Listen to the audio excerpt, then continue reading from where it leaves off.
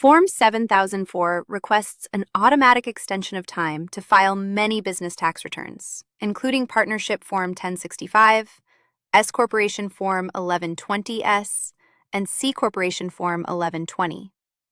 It gives you up to 6 more months to file, but it is an extension to file, not to pay.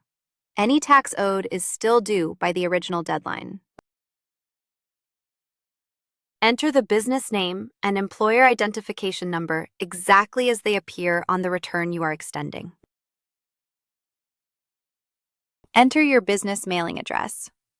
In Part 1, you enter the form code for the specific return you are extending, a 2-digit number from the list in the instructions, so the IRS knows which return the extension applies to. In Part 2, you estimate your total tax and any payments already made, and pay the balance due to avoid interest and penalties.